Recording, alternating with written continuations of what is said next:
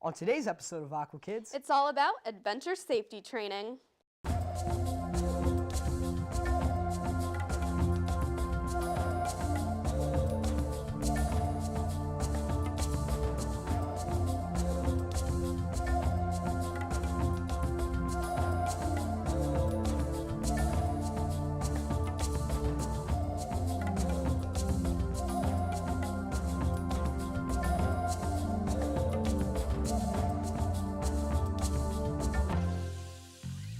So, ready to make a difference? Building a better planet starts with you.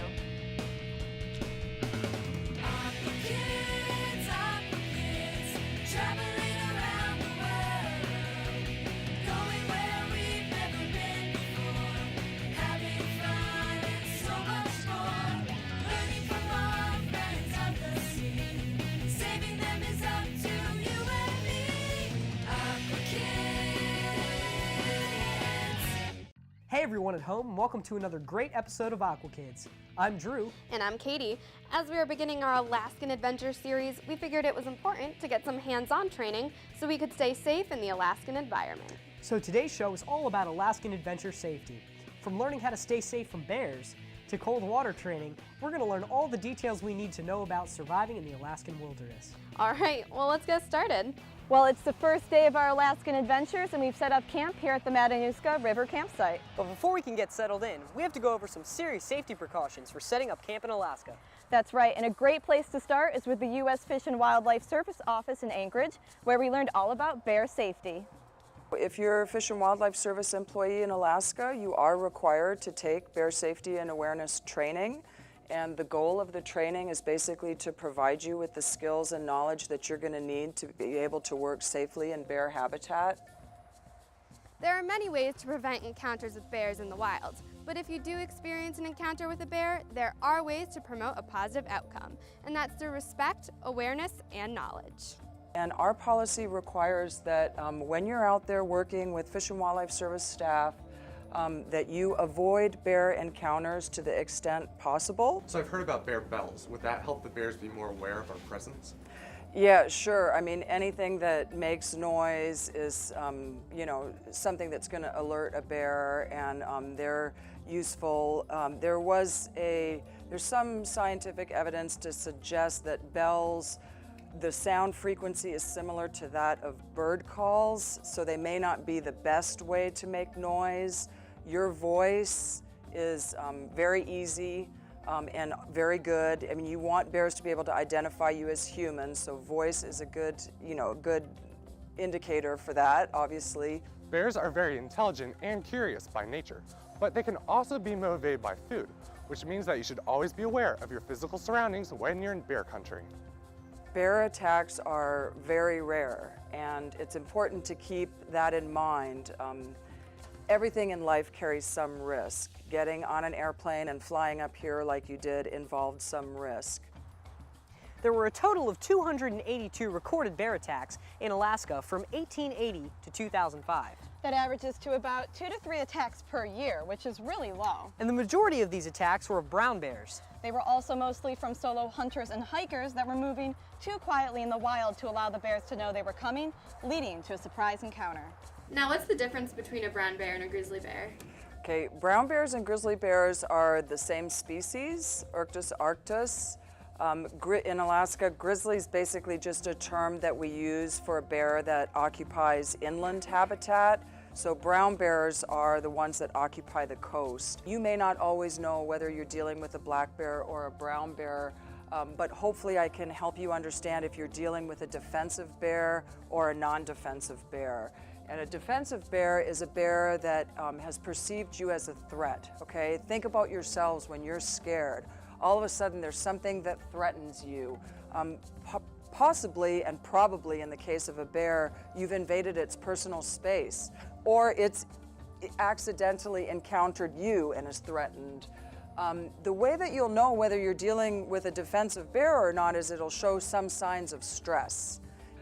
And typically when bears get stressed, they either run away, and this could be true for brown bears as well. They don't always fight. I've had lots of encounters with brown bears where they ran away. But a brown bear is more likely to stand its ground and fight and or charge you if it's threatened, especially if you've run into it in real close contact. Thankfully, there are many precautions you can take to avoid a bear encounter, one of them being to cook downwind and away from your campsite. Use unscented products like soaps and deodorants to reduce your odor. Store your food and scented products in bear-resistant containers. If possible, store food in a vehicle or a building while you sleep. Dispose of trash away from where you're sleeping. The nature of your encounter is determined by the species. Brown bears evolved in an open environment. They don't have many places to hide, so they're likely to defend their offspring, while black bears evolved in a wooded environment. They have many places to hide and are likely to flee. There are four main factors that can influence the type of interaction you may have, one of them being the history of human contact. Another being nutritional health. Species of bear And population density. Remember that bear attacks are rare. Brown bears present a higher risk because they are more defensive. pay attention to the behavior and stress level of the bear. And your actions will affect the outcome. Not gonna lie, Drew, after learning all about how to remain safe from bears, I felt ready to take one on myself. Katie, I could never imagine you taking on a bear. But we were definitely given the knowledge to be able to fend off a bear if we encountered one. Fair enough, but that's right. It's really important that when camping in Alaska or anywhere else where there are bears, to have the knowledge and tools ready to be able to protect yourself. Don't go away. Aqua Kids will be back in a few to learn about cold water training. Aqua Kids presents another Aqua Kids Pop Quiz. 98% of the world's grizzly bears live in Alaska, the largest of which can be found on Kodiak Island. Just how big can an adult male grizzly get? Is it A, 500 pounds, B, 800 pounds, or C, 1,400 pounds? Don't start growling. We'll be back with the answer after the break. Did you guess how big the adult male grizzly bears of Alaska can get? Well, it was kind of a trick question, so any weight you guessed is technically correct. Adult male Alaskan grizzlies can range in size from 500 to 1,400 pounds. Approximately 30,000 grizzlies live in Alaska. That's a lot of salmon dinners. Alaska. Welcome back to Aqua Kids. We're heading back to Alaska to learn how to stay safe around all of that freezing cold water. You're definitely going to need that when I push you off the boat. True. You know, Rachel, as our Alaska adventure continues, we're going to be around a ton of cold water.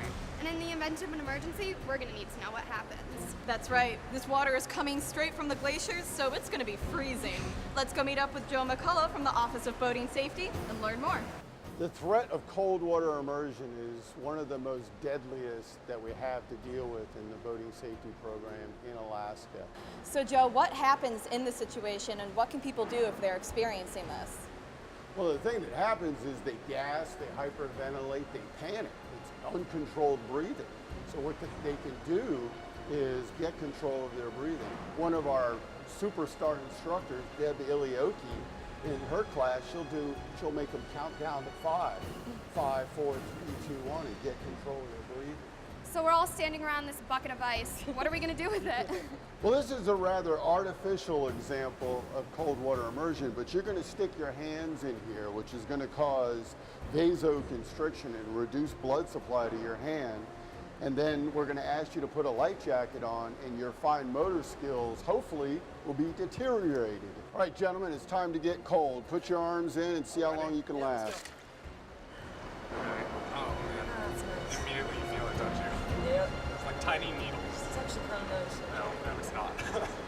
So is this about the temperature that we will be experiencing in the rafting and kayaking that we do? Actually, it is plus or minus 5 degrees. This is Really? absolutely the temperature. How Our cold water is varies from 35 to 40 degrees. Come on, guys, toughen up. Okay, there's really nothing dangerous about this. Actually, a lot of people think being cold is deadly, but we've never really had somebody die from being cold. It's what happens as a result of being cold. A heart attack, you know, panic, drowning. I mean, that's not from being cold, that's from not being able to swim. It hurts really bad. How much longer do we have to hold this for? I can do this all Well, you could probably do the life jacket now if you're ready. I'd like to see how well you can buckle it up. Man, look how red my And arms start are. with the top buckle. I can't feel anything. Start with the top buckle. Here we go. Here we Get go. on. So imagine if you weren't wearing your life jacket and you went into the cold water and you were trying to do this in the water. I'm a champ. Get on. Boom. And Your top buckle. number 3, Okay. record time, No way. 2012 No way. London Olympics. Wait, I have to pull this down. Oh, okay. Oh, it hurts. So first of all, whatever you're feeling now is not life-threatening. The Okay. feeling will come back to your fingers, but that's what happens. As you were talking about, it was hard for you to use your Yeah, fingers. It was hard 'cause I feel like you can't bend them all the way. No, they don't work. So I know that most fatalities are due to capsizing. What can people at home do if they see that someone has capsized? Or fallen overboard. The most important thing is to not become a victim yourself. So the first thing you try to do is reach. And if you have any object like a paddle or a stick, you would reach it out and try to pull them in. You try to avoid reaching with your hand because a person drowning would pull you back in. You never want to actually get in with them because they will try to drown you. Come save me. Grab on. All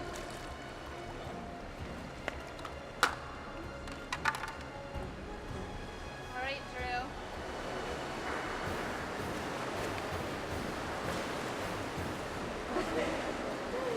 Come on, Drew. You got one. Awesome. I saved you. Awesome. There are 4 keys to surviving an unexpected boating emergency is number 1, always wearing a life jacket. Number 2, understanding the effects of cold water immersion. 3, always having communication and signaling devices on your person. And then last but certainly not least, having the ability to self-rescue, which is what we're going to go over with this canoe. So what I'm going to show you now is I'm going to have you get in the water. And you're going to orient yourself like this. And there's 2 keys to this. The first key is being able to get your outside hand to the outside gunnel. That is key, no matter where you do it on the boat. And then the other is the outside foot, hooking it over like this. You do this, and if there's anybody in the boat, we got you back into the boat. But as I'll show you, I can get all 4 of you into this boat just by doing this.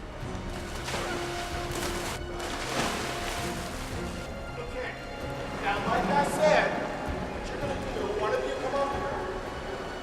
One of you come up here. Okay, outside arm, over here. Outside leg, over there. And we'll move this over to the boat.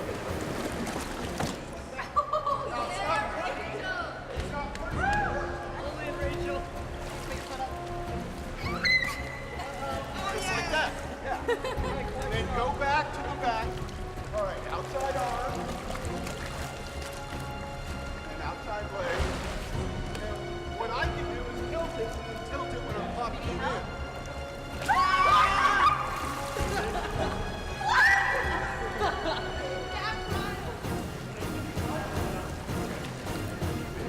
Okay, outside arm. That arm. Oh, right there? And then outside leg.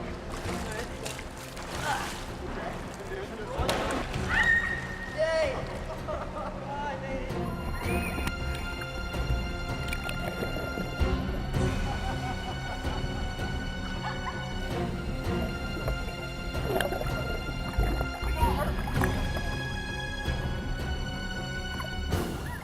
The keys to what we've learned today is first and above all, always wear your life jacket. Understand cold water immersion. You can and will survive it if you're prepared. Carry communication devices on your person and signaling devices. And then have a plan for self-rescue, which includes float plans. And above all, have fun and don't panic. All right, thanks, Joe. We'll keep this in mind on our Alaska adventures. Yeah. Well, Drew, it looks like you were the one who ended up in the cold water this time. Katie, you can't even imagine. It was freezing. Well, at least we learned what to do if in fact we did end up in the cold water. Very true. Don't go away, because when Aqua Kids returns, we get to take a rafting trip down the Kenai River.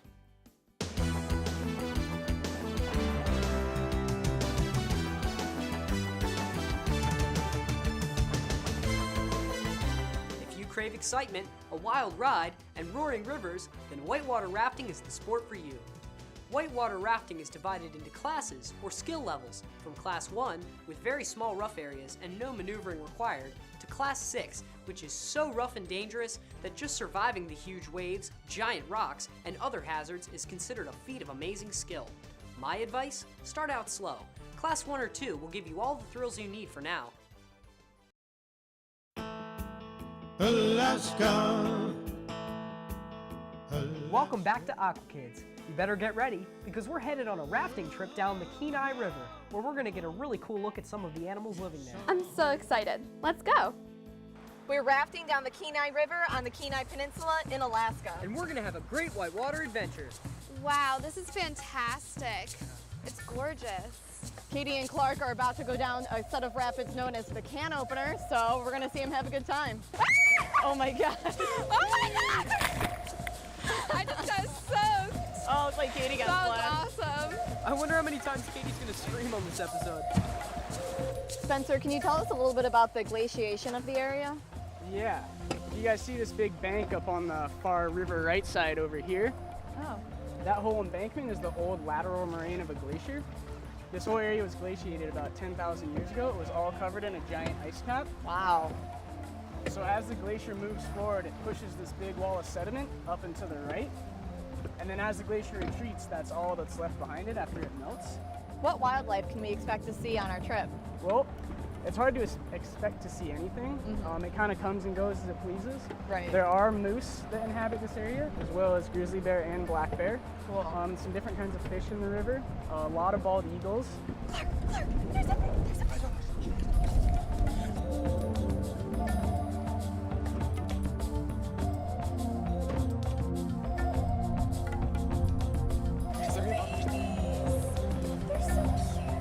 Wow, they're really big up close.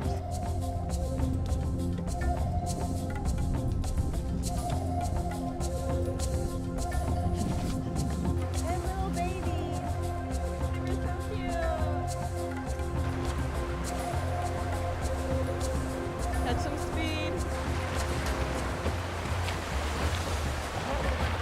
Woo! Woohoo! Bring it on! Here we go. Oh my gosh!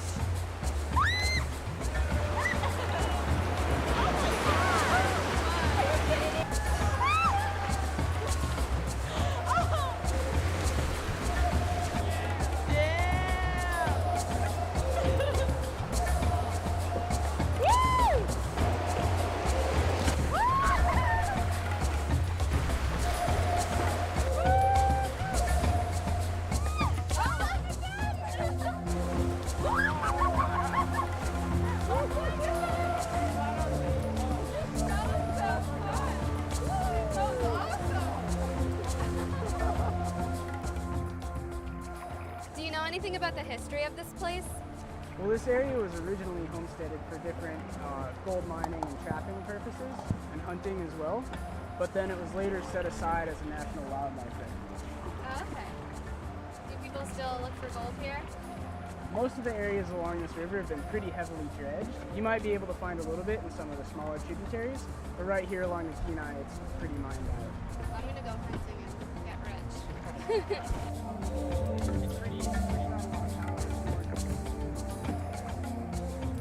Well, guys, I don't know what you thought, but I thought this was a great way to start off our Alaskan Adventure Definitely. series. I had an awesome time whitewater rafting today. Yeah, me too. I've never been able to experience anything like that before. Yeah. It was really cool to see how people can connect with nature and wildlife in a whole new way. Definitely. I will definitely be whitewater rafting again soon. I had an awesome time on that rafting trip. The rapids were so much fun, and the little baby bears were too cute. I gotta hand it to you, Katie. You didn't scream as much as I thought you would. You did scream a lot, though.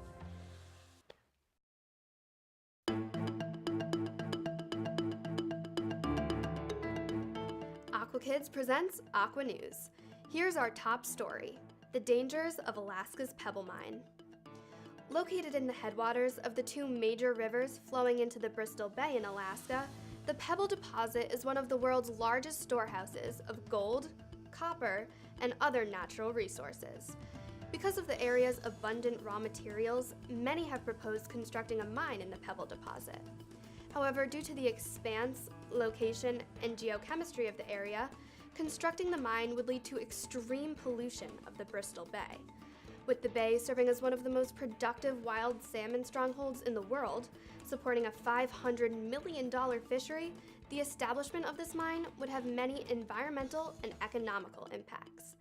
It has been estimated that in the mine's lifetime, it is capable of producing up to 10 billion pounds of mine waste.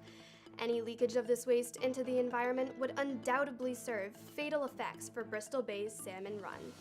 Thus, hopes are that support for the stoppage of the mine will increase in order to save Bristol Bay from destruction. I'm Katie from Aqua News, keeping you connected to our planet. Now, back to Aqua Kids. Well, unfortunately, we're out of time for today's show, but I had a great time completing our adventure training. You know, it's so important that when heading into an environment like Alaska's, you know the most updated information and techniques in order to stay safe. Yeah, from learning all about fending off bears to cold water safety and that fantastic rafting trip, I definitely feel prepared for what Alaska throws our way. Me too. So keep up with the Aqua Kids for the next few weeks and join us on our Alaskan adventure. And remember, everyone can do their part to help keep this planet green and blue. And so can you. So visit our website for cool eco tips. And fun links to show you how we can keep the world and the water A great place to play and explore. And we'll see you next time On Aqua Kids. So much more, learning from our friends of the sea. Saving them is up to you and me. Aqua Kids.